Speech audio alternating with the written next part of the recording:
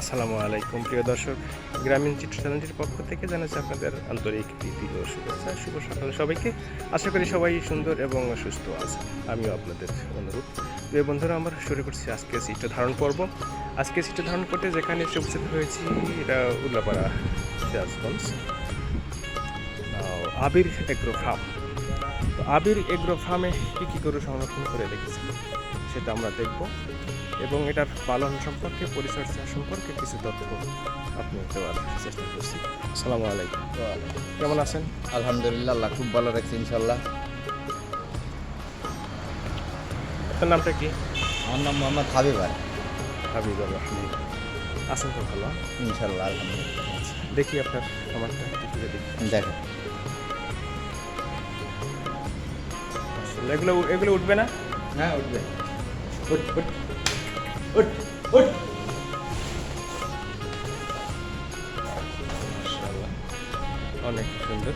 এটা একটি অনেক সুন্দর কালারফুল একটি গরু।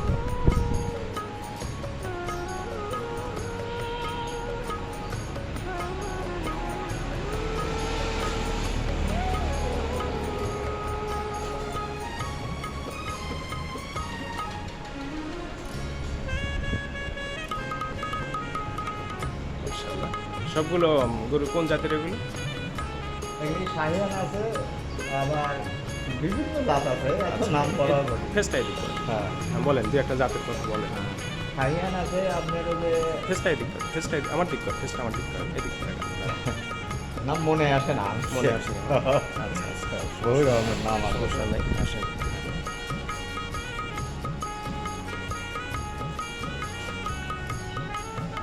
বন্ধুরা, আমার দেখতে পাচ্ছেন অনেক বড় একটি ফার্ম। ফার্মে বেশ কিছু গরু এখানে সংগ্রহ করে রেখেছেন।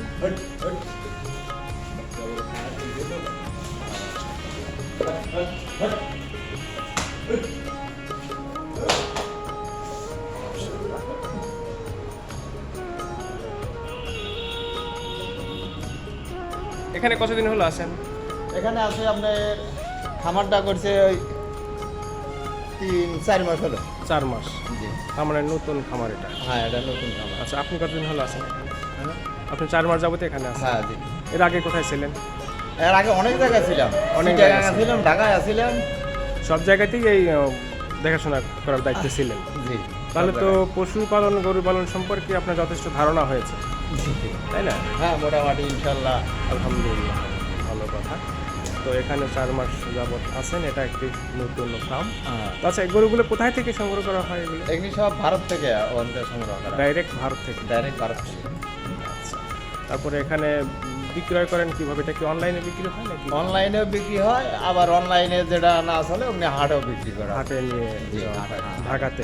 হ্যাঁ ঢাকা আশেপাশে আমাদের হাটে হ্যাঁ চলে? হ্যাঁ, আমার আশেপাশে চললে না চললে ঢাকা নিয়ে যাওয়া। ঢাকা নিয়ে যাওয়া হয়।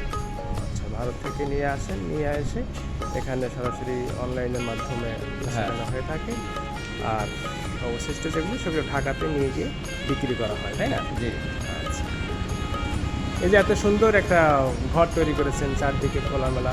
গরু সুস্থ এবং সবল থাকার জন্য খোলামেলার তো যথেষ্ট প্রয়োজন আছে, তাই না? হ্যাঁ জি অবশ্যই। হাওয়া বাতাসটা লাগবে, হাওয়া বাতাসের অবশ্যই হ্যাঁ। প্রয়োজন। বাইরে ঠান্ডা বাতাস আসলে আচ্ছা, তারপরে এই যে থাকার জায়গাটাও পরিষ্কার পরিচ্ছন্ন পরিষ্কার, রাখা পরিষ্কার পরিচ্ছন্ন এটাই। হ্যাঁ দরকার, তাই না?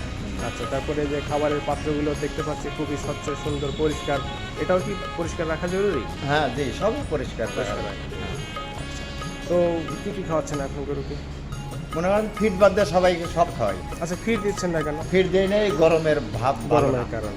গরমের ফিড দিলে কারণে। কি গরুর কিছু হাই হ্যাঁ মানে প্রেশার বেড়ে যায়, বেড়ে যায়? বেড়ে যায় pressure। এতে করে স্ট্রোক করার সম্ভাবনা থাকে, হ্যাঁ হ্যাঁ, যেহেতু এই এখন গরমের মৌসুম, হ্যাঁ তাপদাহ চলছে এখন। জি, তো এই তাপদাহে তো গরু, মানুষই তো অসুস্থ হয়ে যাচ্ছে, তাই হ্যাঁ না? হ্যাঁ জি, তো গরু তো আমাদের মতো।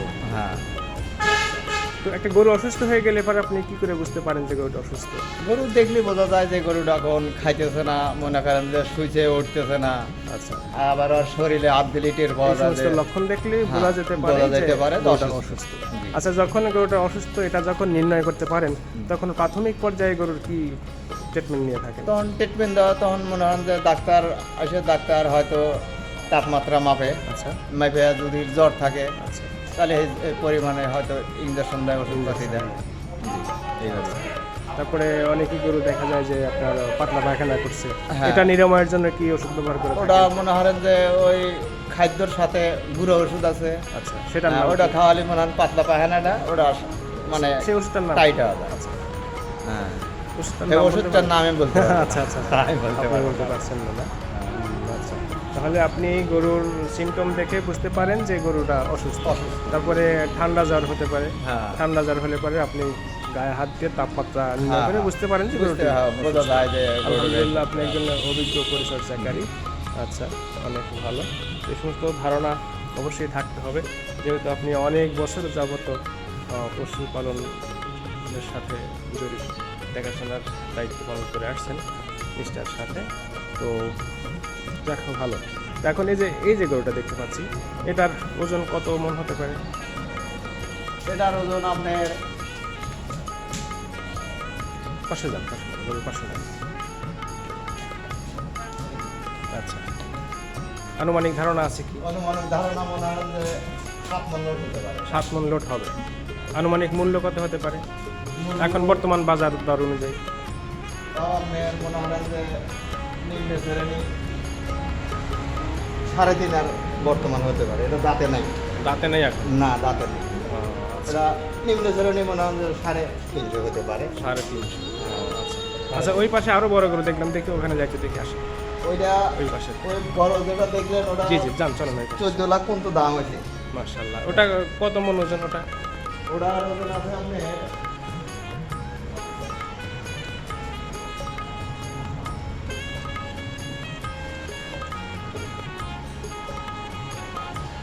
এইটা এটা 12-13 মণ লোড হতে পারে। এটা 12-13 মণ লোড হতে পারে। এটার মূল্য হয়েছে কত? এটা 14 লাখ দাম হয়েছে, দেয় নাই। 14 লক্ষ টাকা দাম হয়েছে। এখানে অনেক বড় একটি গরু, 14 লক্ষ টাকা দাম হয়েছে, তারপরেও দেন নেই। আর এটা এটার দাম দর হয় নাই এখনো দাম দর হয়নি। না। এটা কি ঢাকার পাঠিয়ে এসেছিল? এরা ঢাকার পার্টি এসেছিল, আসলে তারা দেখছে, আবার ওই মোবাইলে কথাবার্তা হয় অনলাইনে। অনলাইনে। হ্যাঁ, মহাজনের সাথে কথা হয়, সেখানে বেচা কেনা। আচ্ছা, এবার বলেন যে গরুর এত মোটা তাজা কিভাবে? এগুলো মনে হয় যে মোটা তাজা গরু, সব ভারতের গরু, এগুলো মোটা তাজা করার জন্য মনে হয় যে আছে, বিভিন্ন ধরনের খাদ্য আছে। খাদ্য আছে যেমন? হ্যাঁ, এই যে গমের ডাইস আছে, আচ্ছা আচ্ছা গমের ভুসি আছে, আচ্ছা, আবার আপনার পেরার ভুসি আছে, ওকে ফাইন। তা বাদে আপনার ছোলা আছে, আচ্ছা, মুসুর আছে, মসুর আছে। আচ্ছা তা বাদে আপনার যে কালাই হরে কয়, হ্যাঁ কলই এটা আছে, হ্যাঁ কলই। আচ্ছা ভুট্টার আছে, ডাইস আছে, এগুলো সব দানাদার খাবার। মিক্সার করে এক জায়গায় ভিজায়, আচ্ছা ভিজায় মনে হয় আধা ঘন্টা রাখলে জিনিসটা নরম হয়। আচ্ছা হ্যাঁ, ওইটা খাওয়ালে পরে গরুর আলো দিলে আচ্ছা, যতগুলো আইটেমের কথা বললেন সবগুলো আইটেম একত্রিত করে মিক্সার মিক্সার করে করে পানিতে ভিজিয়ে ভিজা হাউজে ভিজা, নিয়মতান্ত্রিক মতে খাওয়ালে পরে গরু সুস্থ জি, এবং হ্যাঁ সুস্থ থাকে, ভালো থাকে। ভালো থাকে। আচ্ছা, গোটা তারপরে এই যে শরীরও আমাদের ভালো। অনেকেই আছে ছোট ছোট খামারিরা, পান্তি খামারি, ওরা তো খাওয়াচ্ছে আপনার হ্যাঁ। খোল খাওয়াচ্ছে। হ্যাঁ খোল আমরাও খাওয়াই, আপনারাও তো হ্যাঁ দিচ্ছেন আমরাও না? খোল খাওয়াই। শুধু ফিড দিচ্ছেন না? না শুধু ফিড দেই না, ফিড দেই না, এই গরমের তাপমাত্রা বেশি। ফিডটা আবার চলে ওই শীতের দিনে। শীতের দিন? শীতের দিনে দিলে মানে গরুর শরীরে একটু তাপমাত্রা থাকে, গায়ে গরমটা থাকে। আচ্ছা, হ্যাঁ এইভাবে থাকে। শীতের দিনে ফিড গরুর জন্য উপকারী, কিন্তু গরমের দিনে নয়। না গরমের দিনে ফিড দিলে পরে গরু হাই প্রেশার, গরু হাই প্রেশার এবং স্ট্রোক করার সম্ভাবনা থাকে হ্যাঁ, এবং হাঁপায় মানে বেশি টোক করার সম্ভাবনাই বেশি ওই ফিডে। ফিটে। হ্যাঁ তাহলে ফিডটা হচ্ছে গরুর জন্য একটি সাইড ইফেক্টমূলক খাদ্য। জি জি, এটা খাওয়ালে পরে অন্তত গরমের মৌসুমে গরুর ক্ষতি হতে পারে, হ্যাঁ বা ক্ষতি stroke হতে করার পারে, মানে ক্ষতি হয়। অনেকাংশেই বেশি থাকে। জি ক্ষতি হয়। আচ্ছা, তাহলে এটা থেকে বিরত থাকাই জি প্রয়োজন। হ্যাঁ, তো কাঁচা ঘাস দিচ্ছেন না আপনারা? না কাঁচা ঘাস মনে হয় যে বর্তমান নাই গিয়া, ওই যে ভুট্টো ছিল, ভুট্টো গাড়ছে, আচ্ছা ওই ভুট্টো ছোট থাকতে খাওয়া আছে, যে আর বয়স হয়ে গেছে জন্য এখন আর খাওয়াই না। আচ্ছা, অনেকেই বলে থাকে যে কাঁচা ঘাসের উপরে কোনো খাবার নেই। না কাঁচা ঘাসে ভিটামিন বেশি, কাঁচা ঘাস ওইটাই মনে হয় যে সবচাইতে ভালো চলে, কিন্তু এই মালিকের এখানে জায়গা নাই, আর কাঁচা ঘাসেরও আর করার কোনো জায়গা নেই। জায়গা নাই। আচ্ছা, তাছাড়া কাঁচা ঘাস এটাই ভালো। এমনি উনি দানাদার খাদ্যের উপর নির্ভর হ্যাঁ করছেন। হ্যাঁ, খাদ্যের উপরে এটা। যাক, আলহামদুলিল্লাহ অনেক ভালো। দেখলাম, শুনলাম, জানলাম, বুঝলাম। প্রিয় বন্ধুরা, সুন্দর একটি পরিপাটি খামার, চারদিকে খোলামেলা, সুন্দর একটি ঘর এবং আলো বাতাসের সুন্দর ব্যবস্থা আছে। তারপরে ইলেকট্রিক ফ্যানেরও ব্যবস্থা আছে। মাশাআল্লাহ, অনেক সুন্দর। রাত্রে বোধহয় যে আরও ঠান্ডা হয়। হ্যাঁ, আরো ঠান্ডা হবে। আচ্ছা, এখানে অবশ্যই গরু সুস্থ এবং স্বাভাবিক থাকবে, যেহেতু এখানে তাপমাত্রা স্বাভাবিক সবসময়ের জন্যই থাকে। তাই না? আমার জন্য হ্যাঁ। আচ্ছা, যাক, ভালো লাগলো। তো প্রিয় বন্ধুরা আমার, আজকে আর নয়, আবার কোনো এক সময় এসে করে নিয়ে যাবেন। সেই সুবাদে সবাই সুন্দর এবং সুস্থ থাকুন। আপনার প্রতি আমার শুভকামনা থাকলেও আপনার খামারের যিনি মালিক, ওনার প্রতি, আপনার খামারের প্রতি, আপনার পরিবারের প্রতি আমার আন্তরিক ভালোবাসা। আলহামদুলিল্লাহ। আমার জন্য দোয়া করবেন, আমিও আপনার জন্য দোয়া করি। আপনাদের সুস্থ এবং সুন্দর থাকার শুভকামনায় আজকের মতো বিদায় নিচ্ছি।